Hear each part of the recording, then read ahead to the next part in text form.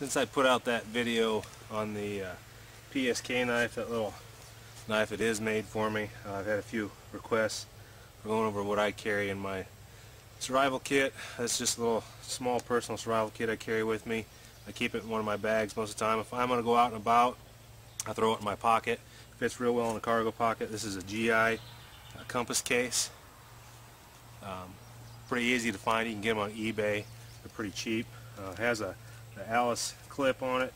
You can hook it on Alice pack. You can hook it on Molly gear. You can hook it on your belt. Pretty handy little deal. And in here I have 1 gallon Ziploc bag. That is for my water procurement. Also in this bag is just a standard survival blanket, Mylar sheet, whatever you want to call it. Very, very handy. We can do a bazillion different uses for this, and I can go over those later. Shelter, reflecting from your fire, signaling, collecting water. I can show you a lot of different things with it. If you want to see it, just holler. This bag, I can use it to get the water out of the creek to put in here. I can use it to store small items that I want to keep separated. I can use it to store bait and stuff like that. So don't throw anything away in your kit and think the whole thing through. The tin itself, just an Altoids tin. Actually, it's a dollar store one. I put duct tape on both sides of it. I'm going to use those duct tapes to help me with my duct tape to help me with improvised bandages. I can also use it for repairing holes in my survival blanket. It doesn't take up any space, and it's right there. I also seal up my tin with duct tape. I put a little fold over so it's got a little tab. Couple foot piece, not quite a couple foot, but about 18-inch piece of duct tape.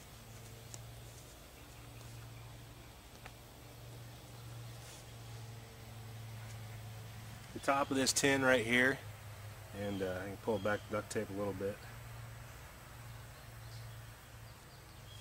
I polished it. That way I can use it for signaling. I can use it for improvised signaling mirror. So that takes care of one of my needs right off the bat. Mosquitoes are chewing me up. And this little bag is my saw, wire saw, and a small fire steel.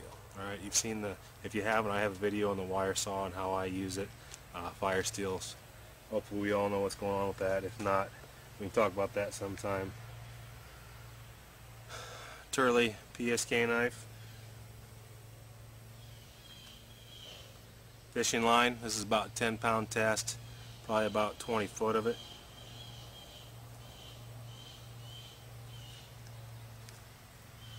Iodine tablets. I rotate these out. I use them to purify my water regularly. That way I can rotate these out with new ones. I've got enough in here to do a gallon of water. So that's enough in a real hot environment to last me probably about 2 days if I'm pushing. Button compass. This little button compass right here is from the 50s. It came out of another survival kit that actually was sewed into the straps of a parachute. Pretty cool. This little piece of duct tape here holds fish hooks, split shot, and needles.